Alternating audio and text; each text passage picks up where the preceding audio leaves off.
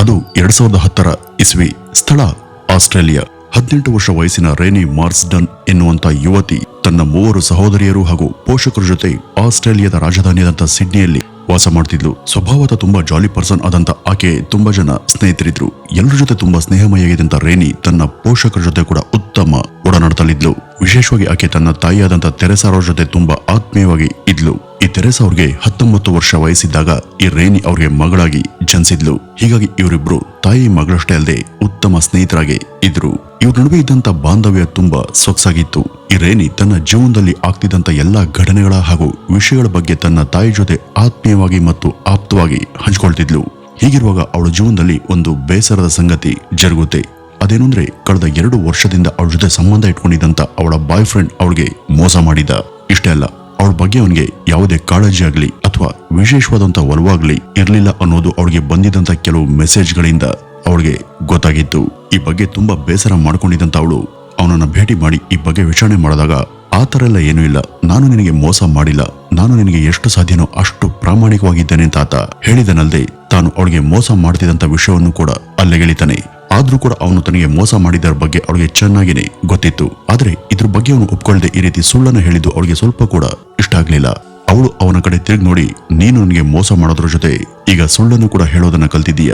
ಹೀಗಾಗಿ ಇನ್ಮೇಲೆ ನನ್ನ ನಿನ್ನ ಸಂಬಂಧ ಉಳಿಯೋದು ಬೇಡ, ನಾನು ನಿನ್ ಜೊತೆ ಬ್ರೇಕಪ್ ಅನ್ನ ಮಾಡ್ಕೊಳ್ತಿದ್ದೀನಿ ಅಂತ ಹೇಳಿ ಅಲ್ಲಿಂದ ಹೊರಟು ಹೋಗ್ತಾಳೆ.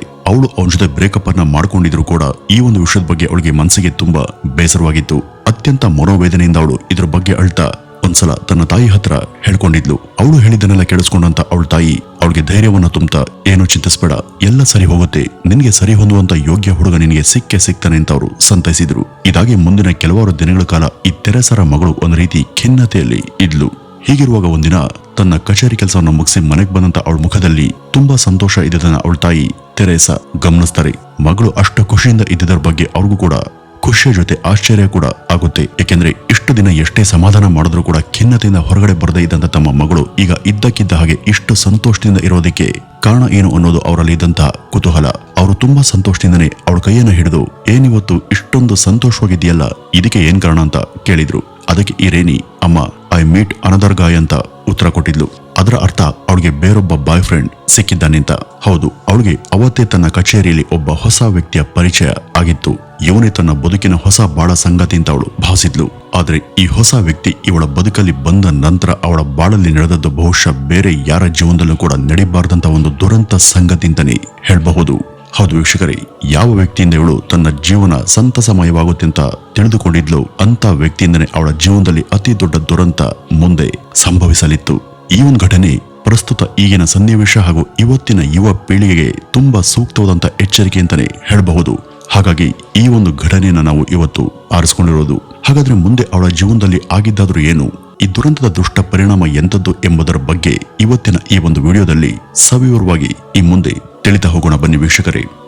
ಅವತ್ತು ಕಚೇರಿ ಕೆಲಸವನ್ನು ಮುಗಿಸಿ ಮನೆಗೆ ಬಂದಂತ ರೇನಿ ತನ್ನ ಹೊಸ ಹುಡುಗ ಇವತ್ತು ಪರಿಚಯವಾದ ಬಗ್ಗೆ ತನ್ನ ತಾಯಿಗೆ ಹೇಳ್ಕೊಂಡಿದ್ಲು. ಅದನ್ನ ಕೇಳದಂತ ಅವಳ ತಾಯಿ ತೆರೆಸಾ ಕೂಡ, ಹೌದಾ, ಯಾರದು ಅಂತ ಕೇಳಿದಾಗ ಅವನು 23 ವರ್ಷ ವಯಸ್ಸಿನ ಬ್ರೇಡನ್ ಅಂತ ಹೇಳದಂತ ಮಗಳು ಅವನು ಇಲ್ಲೇ ಕಿಂಗ್ಸ್ ಕಾಲೇಜ್ನಲ್ಲಿ ತನ್ನ ಗ್ರಾಜುಯೇಷನ್ ಮುಗಿಸಿದ್ದಾನೆ ಅಂತಾನೂ ಕೂಡ ಹೇಳಿದ್ಲು. ಅವನು ತನ್ನ ಪದವಿಯನ್ನು ಮುಗಿಸಿದಂತ ಆ ವಿದ್ಯಾ ಕೇಂದ್ರ ಸಾಮಾನ್ಯವಾದದ್ದು ಆಗಿರ್ಲಿಲ್ಲ. ಅಲ್ಲಿ ಕೇವಲ ಸಿರಿವಂತ ವಿದ್ಯಾರ್ಥಿಗಳೇ ಅಡ್ಮಿಷನ್ ಆಗ್ತಿದ್ರು. ಅವನು ಕೂಡ ಆಗರ್ಭ ಶ್ರೀಮಂತರ ಮನೆ ಮಗ. ಅವ್ರ ತಂದೆ ಅಲ್ಲಿ ದೊಡ್ಡ ಬಿಸ್ನೆಸ್ ಮ್ಯಾನ್ ಆಗಿದ್ರು.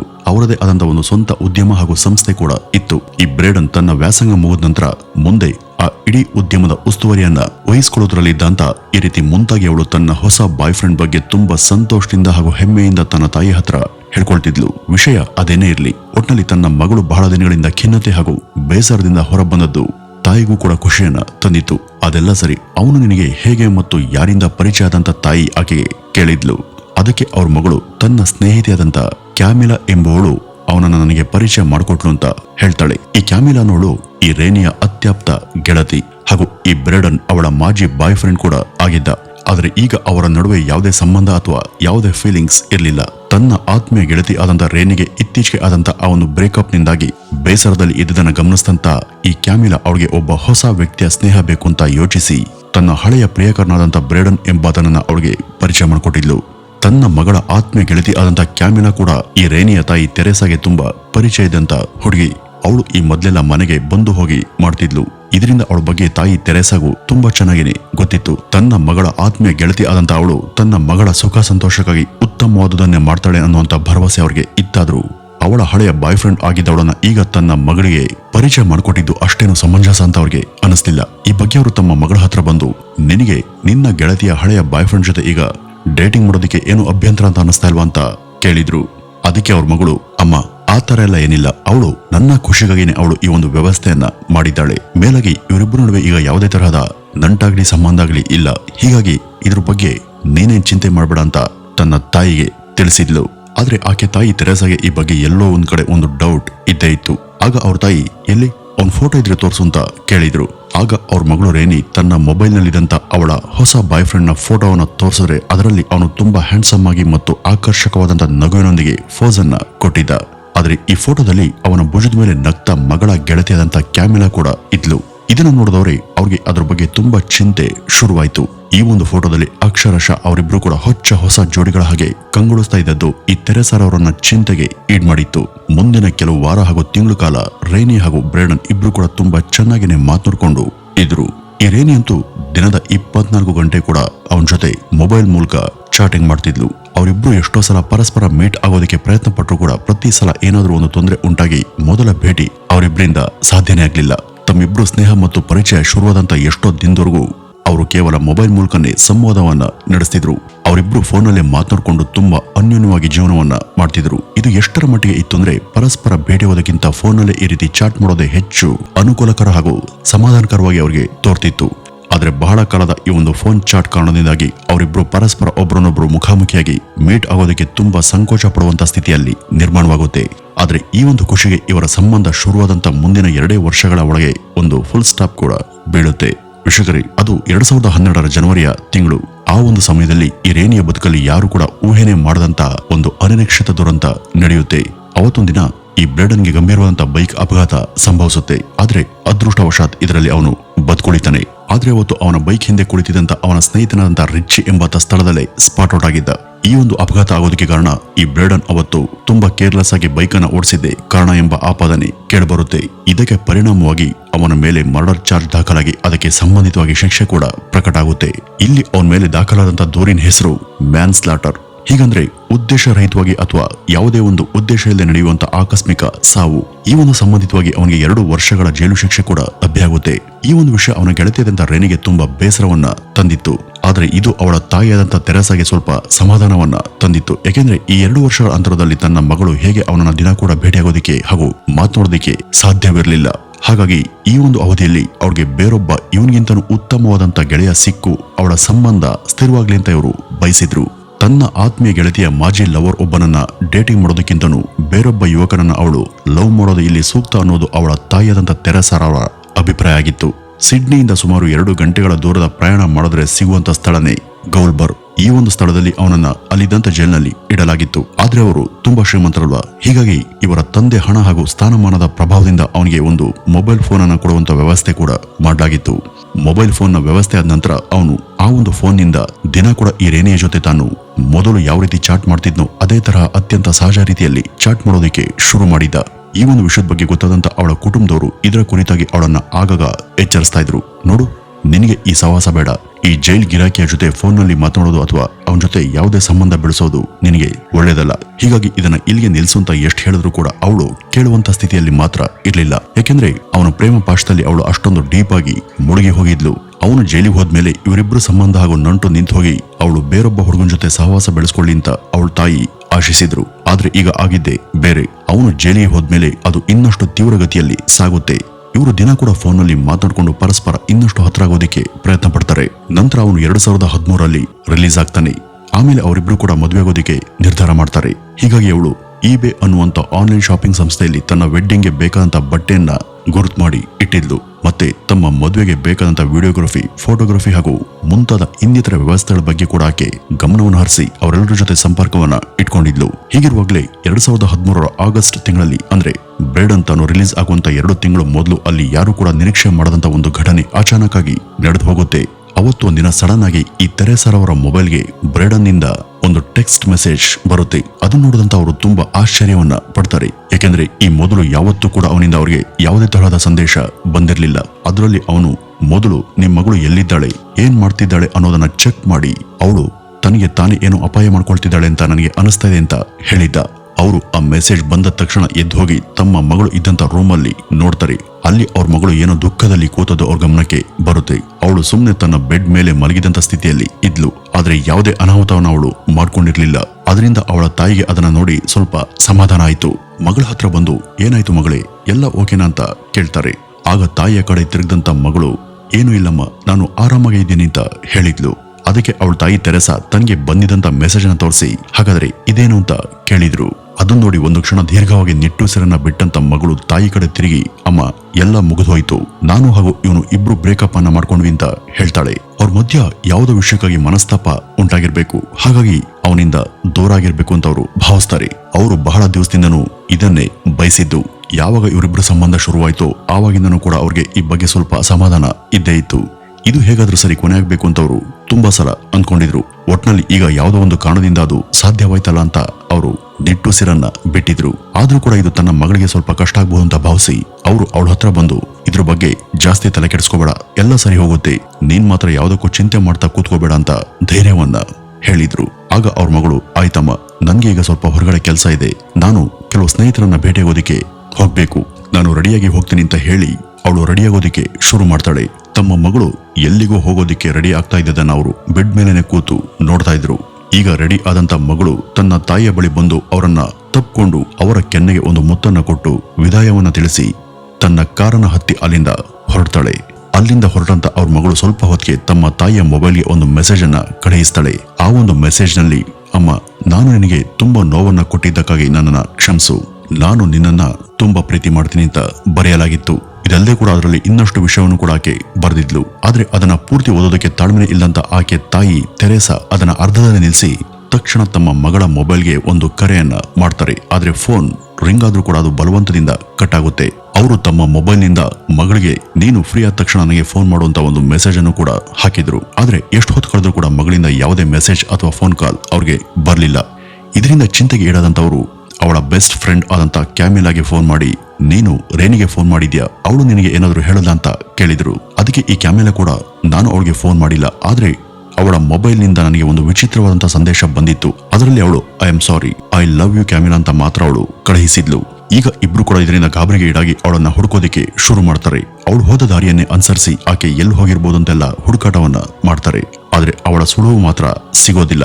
ಇದರಿಂದ ನಿರಾಶಿತರಾದಂತ ಅವರು ವಾಪಸ್ ಮನೆಗೆ ಬಂದು ಅವಳ ಬಗ್ಗೆ ಯೋಚನೆ ಮಾಡೋದಕ್ಕೆ ಶುರು ಮಾಡಿದ್ರು. ಹೀಗಿದ್ದಾಗ ಅಲ್ಲಿಗೆ ಅವ್ರ ಗಂಡ ಹಾಗೂ ಇತರ ಮಕ್ಕಳು ಕೂಡ ಬಂದಿದ್ರು.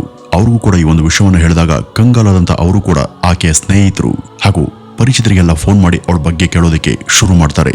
ಆದ್ರೆ ಯಾರಿಂದಲೂ ಕೂಡ ಅವಳ ಬಗ್ಗೆ ನಿಖರವಾದಂತ ಮಾಹಿತಿ ಸಿಗೋದಿಲ್ಲ. ಅವರು ಈ ಬಗ್ಗೆ ತಲೆ ಮೇಲೆ ಕೈ ಹೊತ್ತು ಕುಳಿತಿದ್ದಾಗ ಅದೇ ರಾತ್ರಿ ಸುಮಾರು 9:30 ಗಂಟೆಗೆ ಅವ್ರ ಮನೆಯ ಕಾಲಿಂಗ್ ಬೆಲ್ ಸದ್ದಾಗುತ್ತೆ. ಇದರಿಂದ ಖುಷಿ ಆದಂತ ಅವರು ಖಂಡಿತವಾಗಿ ಅವಳೇ ಮನೆಗೆ ಬಂದಿರಬೇಕು ಅಂತ ಭಾವಿಸ್ತಾರೆ. ಆದ್ರೆ ಬಾಗಿಲು ತೆರೆದಾಗ ಅವ್ರಿಗೆ ಅಲ್ಲೊಂದು ಶಾಕ್ ಕಾದಿತ್ತು. ಅವ್ರ ಮನೆ ಮುಂದೆ ನಿಂತದ್ದು ಮಗಳಲ್ಲ, ಬದಲಿಗೆ ಅಲ್ಲೊಬ್ಬ ಪೊಲೀಸ್ ಅಧಿಕಾರಿ. ಅಲ್ಲಿಗೆ ಬಂದಿದಂತ ಪೊಲೀಸ್ ಅಧಿಕಾರಿಗಳು ನಿಮ್ಮ ಮಗಳ ಕಾರ್ ಅಲ್ಲೊಂದ್ ಕಡೆ ತುಂಬಾ ಹೊತ್ತು ಅನಾಥವಾಗಿ ಪಾರ್ಕ್ ಆಗಿದೆ, ಆದ್ರೆ ಅದು ಯಾವುದೇ ವಾಹನ ಪಾರ್ಕ್ ಮಾಡುವಂತ ಸ್ಥಳ ಅಲ್ಲ, ನಾವು ಅದನ್ನ ಗಮನಿಸಿ ಅದರ ಓನರ್ ಅಲ್ಲೇನಾದ್ರೂ ಇದ್ದಾರಂತ ಸುತ್ತನೂ ಕೂಡ ಚೆಕ್ ಮಾಡಿದ್ವಿ, ಆದ್ರೆ ನಮ್ಗೆ ಅಲ್ಲಿ ಯಾರು ಕೂಡ ಕಾಣಿಸ್ತಿಲ್ಲ. ಹೀಗಾಗಿ ಆ ಒಂದು ಕಾರ್ ಅಲ್ಲಿ ಹಾಕಿದೆ ಅಂತ ಕೇಳೋದಕ್ಕೆ ನಾವು ಇಲ್ಲಿವರೆಗೂ ನಿಮ್ಮ ವಿಳಾಸವನ್ನ ಹುಡ್ಕೊಂಡು ಬರ್ಬೇಕಾಯ್ತು ಅಂತ ಹೇಳಿದ್ರು. ಈ ಒಂದು ವಿಷಯವನ್ನ ಕೇಳಿದ ತಕ್ಷಣ ಆಕೆ ಮನೆಯವರೆಲ್ಲ ತುಂಬಾ ಭಯವನ್ನ ಪಟ್ಟು ಆಕೆ ತಮಗೆ ಕಳಿಸಿದಂತ ಮೆಸೇಜ್ಗಳನ್ನ ಆ ಪೊಲೀಸ್ ಅಧಿಕಾರಿಗಳಿಗೆ ತೋರಿಸಿ ನಡೆದ ಎಲ್ಲವನ್ನು ಕೂಡ ವಿವರಿಸ್ತಾರೆ. ಈಗ ಎಲ್ಲರೂ ಕೂಡ ಆ ಪೊಲೀಸ್ ಅಧಿಕಾರಿ ಜೊತೆ ಆ ಕಾರ್ ಇದ್ದಂತ ಸ್ಥಳಕ್ಕೆ ದೌಡಾಯಿಸ್ತಾರೆ. ಆ ಕಾರ್ ನಿಂತ ಜಾಗ ಒಂದು ಎತ್ತರದ ಬೆಟ್ಟದ ಪ್ರದೇಶ ಆಗಿತ್ತು. ಆ ಬೆಟ್ಟದ ಕೆಳಗೆ ಒಂದು ವಿಸ್ತಾರವಾದಂತ ಸಮುದ್ರ ಇತ್ತು. ಅವಳು ಅಲ್ಲಿವರೆಗೂ ಯಾಕೆ ಬಂದು ಅಂತ ಯಾರಿಗೂ ಗೊತ್ತಾಗ್ಲಿಲ್ಲ. ಸುತ್ತಮುತ್ತ ಅವಳನ್ನ ಎಷ್ಟು ಹುಡುಕಿದ್ರು ಕೂಡ ಅವಳು ಅಲ್ಲಿ ಸಿಗ್ಲೇ ಇಲ್ಲ. ಸರಿಂತ ಅಲ್ಲಿದ್ದಂತ ಸಿಸಿಟಿವಿಯಲ್ಲಿ ಏನಾದ್ರು ಮಾಹಿತಿ ಸಿಗೋದಂತ ಹುಡುಕೋದಿಕ್ಕೆ ಅವರು ನಿರ್ಧಾರ ಮಾಡ್ತಾರೆ. ಅಲ್ಲೇ ಹತ್ರ ಇದ್ದಂತ ಒಂದು ಸಿಸಿಟಿವಿಯಲ್ಲಿ ಅವಳು ಕಾರಿಂದ ಇಳಿದು ಆ ಎತ್ತರದ ಬೆಟ್ಟದ ಮೇಲೆ ನಡೆದು ಹೋಗ್ತಿರುವಂತ ದೃಶ್ಯ ರೆಕಾರ್ಡ್ ಆಗಿತ್ತು. ಹಾಗೆ ಹೋದವಳು ಅದರ ತುದಿಯಲ್ಲಿ ನಿಂತು ತನ್ನ ಮೊಬೈಲ್ ನಲ್ಲಿ ಏನೋ ಕೆಲಸ ಮಾಡ್ತಾ ಇದ್ದದ್ದು ಕಾಣಿಸುತ್ತೆ. ಬಹುಶಃ ಅವಳು ತನ್ನ ಕೊನೆಯ ಸಂದೇಶಗಳನ್ನ ತನ್ನ ಪ್ರೀತಿ ಪಾತ್ರರಿಗೆ ಕಳಿಸ್ತಾ ಇದ್ಲು ಅಂತ ಕಾಣಿಸುತ್ತೆ. ಹಾಗೆ ಮೆಸೇಜ್ ಕಳಿಸ್ತಂತ ಅವಳು ತನ್ನ ಫೋನ್ ಅನ್ನ ಸಮುದ್ರದ ಕಡೆಗೆ ಎಸ್ತಿದ್ಲು. ಹಾಗೂ ಮುಂದೆ ಅಲ್ಲೊಂದ್ ಕಡೆ ಬೋರ್ಡ್ ಇತ್ತು, ಈ ಬೇಲಿಯನ್ನ ದಾಟಿ ಯಾರು ಕೂಡ ಮುಂದೆ ಹೋಗಬಾರ್ದು ಅಂತ ಅದರಲ್ಲಿ ಬರ್ದಿತ್ತು. ಆದ್ರೆ ಅವಳು ಆ ಬೇಲಿಯನ್ನು ಕೂಡ ದಾಟಿ ಮುಂದಕ್ಕೆ ಹೋಗ್ತಿರುವಂತ ದೃಶ್ಯ ಅಲ್ಲಿ ಸೆರೆಯಾಗಿತ್ತು. ಹೌದು ವೀಕ್ಷಕರೇ, ನಿಮ್ಮ ಊಹೆ ನಿಜ. ಅವಳು ಅಲ್ಲಿಂದ ಸಮುದ್ರಕ್ಕೆ ಹಾರಿ ತನ್ನ ಪ್ರಾಣವನ್ನ ಕಳೆದುಕೊಂಡಿದ್ಲು. ಮಗಳ ಈ ಒಂದು ತಪ್ಪು ನಿರ್ಧಾರದ ಬಗ್ಗೆ ಆಕೆಯ ಪೋಷಕರು ತುಂಬಾ ವೇದನೆಯನ್ನ ಪಡ್ಕೊಂಡ್ರು. ಅವಳು ಇಂಥ ಒಂದು ಕಠಿಣ ನಿರ್ಧಾರ ತಾಳುವಂತ ಮುನ್ನ ನಮ್ಮನ್ನ ಒಂದ್ಸಲ ಭೇಟಿಯಾಗಿ ತನ್ನ ಸಮಸ್ಯೆಯನ್ನ ಹೇಳ್ಕೊಳ್ಬಹುದಿತ್ತು ಅಥವಾ ಸಮಾಧಾನವಾಗಿ ಯೋಚನೆ ಮಾಡಬಹುದಿತ್ತು. ಆದ್ರೆ ಅವಳು ಆ ರೀತಿ ಮಾಡ್ಲಿಲ್ಲ ಅಂತ ಅವಳ ಸಾವಿನಿಂದ ಅವರೆಲ್ಲರ ಹೃದಯ ಹೊಡೆದೋಗಿತ್ತು. ಈ ರೀತಿ ಅವಳು ಮಾಡ್ಕೊಂಡಿದ್ದಕ್ಕೆ ಖಂಡಿತವಾಗಿ ಅವಳು ತನ್ನ ಲವರ್ ಆದಂತ ಬ್ರೇಡನ್ ಜೊತೆ ಮಾಡ್ಕೊಂಡಂತ ಆ ಬ್ರೇಕಪ್ ಕಾರಣ ಅಂತ ಅವರು ಭಾವಿಸ್ತಾರೆ. ಈ ಬಗ್ಗೆ ಅವನನ್ನ ಭೇಟಿ ಮಾಡಿ ಏನ್ ನಡೀತು, ಅವಳ ಹಾಗೂ ನಿನ್ನ ನಡುವೆ ನಡೆದಂತ ಮನಸ್ತಾಪ ಆದ್ರೂ ಏನು ಅಂತ ಕೇಳೋದಕ್ಕೆ ಅವರು ಬಯಸ್ತಾರೆ. ಆದ್ರೆ ಅವನು ಜೈಲಲ್ಲಿದ್ದ. ತಕ್ಷಣ ಪೊಲೀಸರನ್ನ ಕಾಂಟ್ಯಾಕ್ಟ್ ಮಾಡದಂತ ಅವರು ಅವನ ಹೆಸರನ್ನ ತಿಳಿಸಿ ನಾವು ಅವನ ಜೊತೆ ಮಾತನಾಡಲೇಬೇಕು, ದಯವಿಟ್ಟು ಅನುಮತಿ ಮಾಡಿಕೊಡಿ ಅಂತ ರಿಕ್ವೆಸ್ಟ್ ಮಾಡ್ಕೊಳ್ತಾರೆ. ಇವರ ಮನವಿ ಪತ್ರ ಓದಂತ ಅವರು ಅದರಲ್ಲಿ ಬರ್ದಿದಂತ ಬ್ರೇಡನ್ ಎಂಬ ಹೆಸರನ್ನ ನೋಡಿ ನೀವು ಇಲ್ಲಿ ಮೀಟ್ ಮಾಡ್ಬೇಕಿರುವಂತ ವ್ಯಕ್ತಿ ಹೆಸರು ಏನು ಅಂತ ಮತ್ತೊಮ್ಮೆ ಕೇಳ್ತಾರೆ. ಅದಕ್ಕೆ ತೆರೆಸಾ ಅವರ ಪರಿವಾರದವರು ಅವನ ಹೆಸರು ಬ್ರೇಡನ್ ಅಂತ ಹೇಳಿದ್ರು. ಆ ಒಂದು ಹೆಸರನ್ನ ಕೇಳಿದವರೇ ಆ ಜೈಲಿನ ಅಧಿಕಾರಿಗಳು ಈ ಒಂದು ಹೆಸರಿನ ವ್ಯಕ್ತಿ ಇಲ್ಲಿ ಯಾರು ಇಲ್ವೇ ಇಲ್ವಲ್ಲ ಅಂತ ಹೇಳಿದ್ರು. ಹೌದು, ಅಸಲಿಗೆ ಆ ಹೆಸರಿನ ಯಾವುದೇ ವ್ಯಕ್ತಿಯಲ್ಲಿ ಇರಲೇ ಇಲ್ಲ. ಇಷ್ಟು ದಿವಸ ಈ ರೇನಿಯ ಜೊತೆ ಫೋನ್ನಲ್ಲಿ ಮಾತನಾಡಿದ್ದು ಹಾಗೂ ಸಂವಾದ ನಡೆಸಿದ್ದೆಲ್ಲ ಬೇರೆ ಯಾರೂ ಅಲ್ಲ, ಅದು ಅವಳ ಅತ್ಯಾಪ್ತ ಗೆಳತಿಯಾದಂತ ಕ್ಯಾಮಿಲಾ.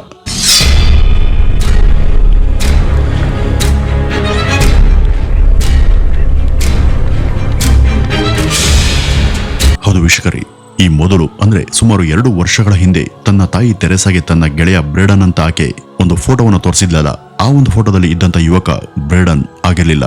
ಅವನನ್ನ ಕ್ಯಾಮಿಲಾ ಯಾವಾಗಲೂ ಒಂದ್ಸಲ ಒಂದು ಬಾರಲ್ಲಿ ಸಹಜವಾಗಿ ಭೇಟಿಯಾಗಿದ್ಲಷ್ಟೇ. ಅವಳು ಅವನೇ ಬ್ರೇಡನ್ ಅಂತ ಹಾಗೂ ಅವರೊಬ್ಬ ಸಿರಿವಂತ ಮನೆ ಯುವಕ ಅನ್ನೋದನ್ನ ಈ ರೇನಿ ಹಾಗೂ ಅವಳ ಇಡೀ ಪರಿವಾರದವರಿಗೆಲ್ಲ ಇಷ್ಟು ದಿವಸ ನಂಬಿಸ್ಕೊಂಡೇ ಬಂದಿದ್ಲು. ಅವಳು ಇಷ್ಟೆಲ್ಲ ಮಾಡಿದ್ ಯಾಕೆಂದ್ರೆ ಶಾಲಾ ದಿನಗಳಿಂದಲೇ ಈ ರೇನಿಗೂ ಇವಳಿಗೂ ಪರಿಚಯ ಇತ್ತು. ಹಾಗೆ ಪರಿಚಯ ಆದಂತ ದಿವಸದಿಂದನೂ ರೇನಿಯ ಮೇಲೆ ಒಂದು ರೀತಿಯ ವಿಚಿತ್ರ ಸ್ನೇಹದ ಭಾವನೆಯನ್ನು ಅವಳು ರೂಢಿಸ್ಕೊಂಡಿದ್ಲು. ಈ ರೇನಿ ಯಾವಾಗ್ಲೂ ತನ್ನ ಜೊತೆನೆ ಮಾತನಾಡಬೇಕು, ತನ್ನ ಜೊತೆನೆ ಇರಬೇಕು ಅನ್ನುವಂತ ಪೊಸೆಸಿವ್ನೆಸ್ ಅವಳಿಗಿತ್ತು. ಇದೇ ಕಾರಣಕ್ಕೆ ಈ ಮೊದಲು ಅವಳಿಗಿದ್ದಂತ ಬಾಯ್ ಫ್ರೆಂಡ್ ಸರಿ ಇಲ್ಲ, ಅವನ ಕ್ಯಾರೆಕ್ಟರ್ ಸರಿ ಇಲ್ಲ ಅಂತ ತನ್ನ ಗೆಳತಿಗೆ ಹೇಳಿ ಹೇಳಿ ಅವಳು ಅವನಿಂದ ದೂರ ಆಗುವಂತೆ ಮಾಡಿದ್ದೇ ಈ ಕ್ಯಾಮಿಲಾ. ಅದೇ ತರ ಈ ಸಲ ಬೇರೆ ಯಾವುದೋ ಯುವಕನ ಫೋಟೋ ತೋರಿಸಿ ಅವನ ಹೆಸರು ಹಾಗೂ ಜಾತಕವನ್ನ ತಾನೇ ಸೃಷ್ಟಿ ಮಾಡಿ ತಾನೇ ಅವಳ ಜೊತೆ ಅವನ ತರ ಚಾಟಿಂಗ್ ಅನ್ನ ಮಾಡ್ಕೊಂಡು ಬಂದಿದ್ಲು. ಅಸಲಿಗೆ ಆ ಹೆಸರಿನ ವ್ಯಕ್ತಿನೇ ಇರ್ಲಿಲ್ಲ. ಆದ್ರೂ ಕೂಡ ಅವನು ತನ್ನ ಹಳೆಯ ಬಾಯ್ ಫ್ರೆಂಡ್ ಅಂತಾನು ನಾನು ಈ ಮೊದಲು ಇವನ್ ಜೊತೆ ಲವ್ ಅಲ್ಲಿ ಬಿದ್ದಿದ್ದೆ, ಆದ್ರೆ ಈಗ ಬ್ರೇಕಪ್ ಮಾಡ್ಕೊಂಡು ದೂರ ಆಗಿದ್ದೇವೆ ಅಂತಾನು ಕೂಡ ಹೇಳಿದ್ಲು. ನಂತರ ಈ ಕ್ಯಾಮಿಲಾ ತನ್ನದೇ ಇನ್ನೊಂದು ಬೇರೆ ನಂಬರ್ ಅನ್ನ ತನ್ನ ಗೆಳತಿಗೆ ಕೊಟ್ಟು ಇದು ಬ್ರೇಡನ್ ನಂಬರ್ ಅಂತ ಸುಮಾರು 2 ವರ್ಷಗಳ ಕಾಲ ಅವಳ ಜೊತೆ ಚಾಟಿಂಗ್ ಅನ್ನ ಮಾಡ್ತಿದ್ಲು. ಇದೇ ಕಾರಣಕ್ಕೆ ಪ್ರತಿ ಸಲ ಮೀಟ್ ಆಗುವಂತ ಮಾತು ಬಂದಾಗ್ಲೂ ಕೂಡ ಅವಳು ಏನಾದ್ರೂ ಒಂದು ನೆಪ ಹೇಳಿ ತಪ್ಪಿಸ್ಕೊಳ್ತಾ ಇದ್ಲು. ಆದ್ರೆ ಈ ರೇನಿ ಎಷ್ಟು ಮುಗ್ದೆ ಅಂದ್ರೆ ತಾನು ಚಾಟ್ ಮಾಡ್ತಾ ಇರೋದು ಬ್ರೇಡನ್ ಅನ್ನುವಂತ ಯುವಕನ ಜೊತೆ ಅನ್ನೋದನ್ನ ತುಂಬಾ ಸೀರಿಯಸ್ ಆಗಿನೇ ನಂಬಿ ಅವನ ಮೇಲೆ ತೀವ್ರವಾದಂತ ಒಲವನ್ನ ಆಕೆ ಬೆಳೆಸ್ಕೊಂಡಿದ್ಲು. ಹೀಗೆ ಇದ್ರೆ ಒಂದಲ್ಲ ಒಂದಿನ ಈ ರೇನಿಯನ್ನ ಭೇಟಿಯಾಗುವಂತ ಸಂದರ್ಭ ಬಂದೇ ಬರುತ್ತೆ ಅಂತ ಭಾವಿಸ್ತಂತ ಈ ಕ್ಯಾಮಿಲಾ ಈ ಜೈಲಿನ ನಾಟಕವನ್ನ ಸೃಷ್ಟಿ ಮಾಡಿ ರೇನಿ ಲವ್ ಮಾಡ್ತಿದ್ದಂತ ಯುವಕ ಜೈಲಿಗೆ ಹೋದ ಅನ್ನೋದನ್ನ ನಂಬಿಸಿದ್ಲು. 2 ವರ್ಷಗಳ ಕಾಲ ಈ ರೀತಿ ತನ್ನ ಆಪ್ತ ಸ್ನೇಹಿತೆಯಿಂದಲೇ ತಾನು ಫೂಲ್ ಆಗ್ತಾ ಬಂದದ್ದು ಈ ರೇನಿಗೆ ಸ್ವತಃ ತನ್ನ ಸ್ವಂತ ಅನುಭವಕ್ಕೆ ಬಂದಿರಲಿಲ್ಲ. ಹೀಗಿರುವಾಗಲೇ 2013 ಜೂನ್ ನಲ್ಲಿ ಅಂದ್ರೆ ರೇನಿ ತಾನು ಆತ್ಮಹತ್ಯೆಯನ್ನು ಮಾಡಿಕೊಳ್ಳುವಂತ ಕೆಲವೇ ದಿನಗಳ ಹಿಂದೆ ಅವಳಿಗೆ ತನ್ನ ಗೆಳತಿ ಕ್ಯಾಮಿಲಾ ಯಾಕೋ ತನ್ನನ್ನು ತುಂಬಾ ನಿಯಂತ್ರಣದಲ್ಲಿ ಇಟ್ಕೊಳ್ಳೋದಕ್ಕೆ ಪ್ರಯತ್ನ ಪಡ್ತಾ ಇದ್ದಾಳೆ ಅಂತ ಅನ್ಸೋದಕ್ಕೆ ಶುರುವಾಗುತ್ತೆ. ಯಾವಾಗ ಅವಳಲ್ಲಿ ಈ ರೀತಿ ಭಾವನೆ ಉಂಟಾಯ್ತು ಆಗ ತಕ್ಷಣ ರೇನಿ ತನ್ನ ಗೆಳೆಯನ ನಂಬರ್ಗೆ ಒಂದು ಮೆಸೇಜ್ ಅನ್ನ ಹಾಕ್ತಾಳೆ. ಆ ಒಂದು ಮೆಸೇಜ್ ಅಲ್ಲಿ ಅವಳು ನನಗೆ ನನ್ನ ಸ್ನೇಹಿತೆ ಆದಂತ ಕ್ಯಾಮಿಲಾಳ ವರ್ತನೆ ಯಾಕೋ ಇಷ್ಟ ಆಗ್ತಿಲ್ಲ, ಅವಳು ನನ್ನನ್ನ ಅವಳ ಹಿಡಿತದಲ್ಲಿ ಇಟ್ಕೊಳ್ಳೋದಕ್ಕೆ ಪ್ರಯತ್ನ ಪಡ್ತಿದ್ದಾಳೆ ಅಂತ ಅನ್ಸೋದಕ್ಕೆ ಶುರುವಾಗ್ತಿದೆ, ಇನ್ಮೇಲೆ ನನಗೆ ಅವಳ ಸಹವಾಸನೆ ಬೇಡ ಅಂತ ಬರ್ದಿದ್ಲು. ಆದ್ರೆ ಈ ಒಂದು ಮೆಸೇಜ್ ಅನ್ನ ರಿಸೀವ್ ಮಾಡಿದೆ ಈ ಕ್ಯಾಮಿಲಾ. ಅದನ್ನ ಓದೋಳೆ ಅವಳಿಗೆ ರೇನಿ ಮೇಲೆ ತುಂಬಾ ಕೋಪ ಬಂದಿತ್ತು. ಇವಳನ್ನ ಹೇಗಾದ್ರೂ ಸರಿ ಮತ್ತೆ ತನ್ನ ನಿಯಂತ್ರಣಕ್ಕೆ ತಂದ್ಕೊಳ್ಬೇಕು ಅನ್ನುವಂತ ಯೋಚನೆಯಿಂದ ಅವಳು ತನ್ನ ಹಳೆಯ ಅಸ್ತ್ರವಾದಂತ ಬ್ರೇಕಪ್ ನ ಪ್ರಯೋಗವನ್ನ ಮಾಡೋದಕ್ಕೆ ಶುರು ಮಾಡ್ತಾಳೆ. ಅದರಂತೆಯೇ ತಾನು ಸೃಷ್ಟಿ ಮಾಡದಂತ ಕಾಲ್ಪನಿಕ ಪಾತ್ರರಾದಂತ ಬ್ರೇಡನ್ ಮೂಲಕ ಅವಳನ್ನ ಬ್ರೇಕಪ್ ಮಾಡ್ಕೊಳ್ಳುವಂತ ಒಂದು ಮೆಸೇಜ್ ಅನ್ನ ಕಳಿಸ್ತಾಳೆ. ಅವತ್ತು 2013 ಆಗಸ್ಟ್ 5ನೇ ತಾರೀಕಿನ ಮಧ್ಯಾಹ್ನದ ಸಮಯ ಈ ರೇನಿ ತನ್ನ ಕಚೇರಿಯಲ್ಲಿ ಊಟ ಮಾಡ್ತಾ ಕೂತ್ಕೊಂಡಿದ್ಲು. ಅದೇ ಒಂದು ಸಮಯದಲ್ಲಿ ತನ್ನ ಗೆಳೆಯನ ನಂಬರ್ನಿಂದ ಅವಳಿಗೆ ಒಂದು ಮೆಸೇಜ್ ಬರುತ್ತೆ. ಅದರಲ್ಲಿ ನಾನು ಇನ್ಮೇಲೆ ನಿನ್ ಜೊತೆ ಬ್ರೇಕಪ್ ಅನ್ನ ಮಾಡ್ಕೊಳ್ತಿದ್ದೇನೆ ಅನ್ನುವಂತ ಮೆಸೇಜ್ ಬಂದಿತ್ತು. ಅದನ್ನ ಓದಿದ ತಕ್ಷಣ ಶಾಕ್ಗೆ ಗುರಿಯಾದಂತ ರೇನಿ ತಕ್ಷಣ ಅವನಿಗೆ ಫೋನ್ ಮಾಡ್ತಾಳೆ. ಆದ್ರೆ ಅವನಿಂದ ಯಾವುದೇ ಮೆಸೇಜ್ ಆಗ್ಲಿ ಫೋನ್ ಆಗ್ಲಿ ಬರೋದಿಲ್ಲ. ಜೈಲಿನ ಅಧಿಕಾರಿಗಳಿಂದ ಅವಳಿಗೆ ಅಲ್ಲಿ ಬ್ರೇಡನ್ ಅನ್ನುವಂತ ಯುವಕ ಇಲ್ವೇ ಇಲ್ಲ ಎಂಬ ಮಾಹಿತಿ ಗೊತ್ತಾಗಿತ್ತು. ಇಂಥ ಒಂದು ಸುದ್ದಿ ಕೇಳಿ ಬಂದ ತಕ್ಷಣ ಈ ರೇನಿಗೆ ಆಗ ಯಾವ ರೀತಿ ಆಗಿರ್ಬೇಡ ಅಂತ ಒಂದು ಕ್ಷಣ ಅವಳ ಜಾಗದಲ್ಲಿ ನಿಂತು ಯೋಚನೆ ಮಾಡಿ ಅಲ್ಲಿ ಬ್ರೇಡನ್ ಎಂಬ ಯುವಕ ಇಲ್ಲಾಂದ್ರೆ ಆ ಒಂದು ಹೆಸರಿನ ವ್ಯಕ್ತಿನೇ ಸುಳ್ಳಿರ್ಬೇಕು ಅಥವಾ ಈ ಬ್ರೇಡನ್ ತಾನು ಜೈಲಿನಲ್ಲಿ ಇದ್ದೀನಿ ಅನ್ನುವಂತ ವಿಷಯನೇ ಸುಳ್ಳಿರ್ಬೇಕು ಅನ್ನುವಂತ ಗೊಂದಲ ಅವಳಿಗೆ ಶುರುವಾಯಿತು. ಯಾವಾಗ ದಿನವೂ ಚಾಟ್ ಮಾಡ್ತಾ ಇದ್ದಂತ ನಂಬರ್ನಿಂದ ಯಾವುದೇ ಮೆಸೇಜ್ ಅಥವಾ ಫೋನ್ ಕರೆ ಬರ್ಲಿಲ್ವೋ ಅವಳು ತಾನೇ ಇಷ್ಟು ದಿವಸ ಈ ರೀತಿ ಮೇಲಿಂದ ಮೇಲೆ ಮೋಸ ಹೋದಂತ ವಿಷಯ ಅವಳ ಮನಸ್ಸನ್ನ ಒಂದೇ ಸಮ ಇರಿಯೋದಕ್ಕೆ ಶುರು ಮಾಡುತ್ತೆ. ಅವತ್ತೇ ಅವಳ ತಾಯಿಗೂ ಈ ಕ್ಯಾಮೆರಾಯಿಂದ ಒಂದು ಮೆಸೇಜ್ ಬಂದಿದ್ದು. ಮೆಸೇಜ್ ನೋಡಿದವರು ಮಗಳ ರೂಮ್ಗೆ ಬಂದು ಅವಳಿಗೆ ಧೈರ್ಯ ಹೇಳಿದ್ರು ಕೂಡ ಏನಾಯ್ತು ಅಂತ ಕೇಳಿದಾಗ ಖಚಿತವಾದಂತ ಕಾರಣವನ್ನ ಅವಳು ಅವ್ರಿಗೆ ಕೊಡ್ಲಿಲ್ಲ. ಯಾಕೆಂದ್ರೆ ತಾನು ಈ ರೀತಿ ವಂಚನೆಗೆ ಒಳಗಾದಂತ ವಿಷಯವನ್ನ ತನ್ನ ತಾಯಿಗೆ ಹೇಳೋದಕ್ಕೆ ಅವಳ ಮನಸ್ಸು ಒಪ್ಲಿಲ್ಲ. ಈ ಒಂದು ಸಂಬಂಧದ ಬಗ್ಗೆ ತನ್ನ ತಾಯಿ ಮೊದಲಿಂದನೂ ಕೂಡ ಸ್ವಲ್ಪ ಎಚ್ಚರವಾಗಿರುವಂತಾನೆ ಹೇಳಿದ್ರು. ಅಂತವರ ಮಾತನ್ನ ನಾನು ಉಲ್ಲಂಘನೆ ಮಾಡಿ ಇದರಲ್ಲಿ ಸ್ವಚ್ಛಂದವಾಗಿ ಮುಂದುವರೆದಿದ್ದಕ್ಕೆ ನನಗೆ ಸರಿಯಾದ ಶಿಕ್ಷೆ ಆಗಿದೆ ಅಂತ ಈ ರೇಣಿ ಪಶ್ಚಾತ್ತಾಪದ ಭಾವದಲ್ಲಿ ಮುಳುಗಿದ್ಲು. ಇದೇ ಕಾರಣಕ್ಕೆ ಅವ್ರಿಗೂ ಕೂಡ ಏನು ಹೇಳದೆ ತನ್ನ ಬದುಕನ್ನ ಕೊನೆಗೊಳಿಸಿಕೊಳ್ಳುವಂತ ಕಠಿಣ ನಿರ್ಧಾರವನ್ನು ಅವಳು ಆಗ್ಲೇ ಮಾಡಿದ್ಲು. ಇಷ್ಟೆಲ್ಲ ಗೊತ್ತಾದ್ಮೇಲೂ ಕೂಡ ಇಂಥ ಅನರ್ಥಕ್ಕೆ ಕಾರಣವಾದಂತ ಅವಳ ಗೆಳತಿ ಕ್ಯಾಮಿಲಾಳ ಮೇಲೆ ಯಾವುದೇ ಚಾರ್ಜ್ ದಾಖಲಾಗಲಿಲ್ಲ. ಯಾಕೆಂದ್ರೆ ಆಸ್ಟ್ರೇಲಿಯಾ ದೇಶದ ನಿಯಮದ ಪ್ರಕಾರ ಈ ರೀತಿಯ ಕ್ಯಾಟ್ ಫಿಶಿಂಗ್ ಚಟುವಟಿಕೆಗೆ ಯಾವುದೇ ಶಿಕ್ಷೆ ಇಲ್ಲ. ಯಾಕೆಂದ್ರೆ ಅವ್ರ ಪ್ರಕಾರ ಅದೊಂದು ಅಪರಾಧನೇ ಅಲ್ಲ. ಈ ಕ್ಯಾಟ್ ಫಿಶಿಂಗ್ ಅಂದ್ರೆ ಯಾರದೋ ಹೆಸರಲ್ಲಿ ಆನ್ಲೈನ್ ಮೂಲಕ ಇನ್ಯಾರ ಬಳಿನೋ ಫೇಕ್ ಅಕೌಂಟ್ ರಚನೆ ಮಾಡಿ ಮಾತಾಡೋದು ಹಾಗೂ ಅವರನ್ನ ನಂಬಿಸೋದು. ನಮ್ಮಲ್ಲಾದ್ರೆ ಇದನ್ನ ಫೇಕ್ ಅಕೌಂಟ್ ಅಂತ ಕರೀತಾರೆ. ನಮ್ಮ ರೂಲ್ಸ್ ಪ್ರಕಾರ ಇದು ಸೈಬರ್ ಅಪರಾಧದ ಅಡಿಯಲ್ಲಿ ಬರುತ್ತೆ. ಆದ್ರೆ ಆಸ್ಟ್ರೇಲಿಯಾದ ಕಾನೂನು ಇದನ್ನ ಕನಿಷ್ಠ ಅಪರಾಧ ಅಂತ ಕೂಡ ಭಾವಿಸೋದಿಲ್ಲ. ಹೀಗಾಗಿ ಅವಳು ಇಲ್ಲಿ ಶಿಕ್ಷೆಯನ್ನು ತಪ್ಪಿಸ್ಕೊಂಡು ತಾನು ಇದೆಲ್ಲ ಮಾಡಿದ್ದು ಇಂಥದ್ದೇ ಕಾರಣಕ್ಕೆ ಅಂತಾನು ಕೂಡ ಅವಳು ಯಾವ ಹೇಳಿಕೆಯನ್ನು ಕೂಡ ಕೊಡ್ಲಿಲ್ಲ. ಅಟ್ಲೀಸ್ಟ್ ಅವ್ರ ಕುಟುಂಬದ ಬಳಿ ಒಂದು ಕ್ಷಮೆ ಕೂಡ ಈಕೆ ಕೇಳಲಿಲ್ಲ. ವೀಕ್ಷಕರೇ, ನಿಮ್ಗೆಲ್ಲ ಈಗ ಗೊತ್ತಾಗಿರ್ಬೋದು ಈ ಒಂದು ಕೇಸ್ ಇವತ್ತಿನ ಕಾಲದ ಜನರೇಷನ್ಗೆ ಯಾಕೆ ತುಂಬಾ ಮುಖ್ಯ ಅನ್ನೋದು. ಈಗೆಲ್ಲ ಆನ್ಲೈನ್ ಯುಗ ಅಲ್ವಾ. ಇವತ್ತು ಎಷ್ಟೋ ಸಂಬಂಧಗಳು ಆನ್ಲೈನ್ ನಲ್ಲೇ ಹುಟ್ಟಿ ಆನ್ಲೈನ್ ನಲ್ಲೇ ಬೆಳೆದು ಅಲ್ಲೇ ಕೊನೆಗೊಳ್ತವೆ. ಎಷ್ಟೋ ನಕಲಿ ಖಾತೆಗಳ ಜೊತೆ ಇವತ್ತಿನ ಸಾಕಷ್ಟು ಜನ ಚಾಟಿಂಗ್ ಮಾಡ್ತಾ ಯಾರೋ ನಕಲಿ ವ್ಯಕ್ತಿಯನ್ನ ನಂಬಿಕೊಂಡು ತಮ್ಮ ಜೀವನವನ್ನೇ ಹಾಳು ಮಾಡಿಕೊಳ್ಳುವಂತ ಎಷ್ಟೋ ಸನ್ನಿವೇಶಗಳು ಹಾಗೂ ಉದಾಹರಣೆಗಳು ದಿನನಿತ್ಯ ಇಲ್ಲೇ ನಡೀತಾನೆ ಇವೆ. ಅಂಥವ್ರಿಗಾಗಿನೇ ಇವತ್ತಿನ ಈ ಒಂದು ವಿಡಿಯೋ ಸಮರ್ಪಣೆ ಅಂತ ಹೇಳ್ತಾ ಇವತ್ತಿನ ಈ ಒಂದು ವಿಡಿಯೋವನ್ನ ಇಲ್ಲಿಗೆ ಮುಗಿಸೋಣ. ಇನ್ನು ಇವತ್ತಿನ ಈ ಒಂದು ಕೇಸ್ ಬಗ್ಗೆ ನಿಮ್ಮ ಅಭಿಪ್ರಾಯ ಏನು, ನಿಮ್ಮ ಅನಿಸಿಕೆ ಏನು ಅಂತ ಕಮೆಂಟ್ನ ಮೂಲಕ ತಿಳಿಸಿ. ನಮಸ್ಕಾರ.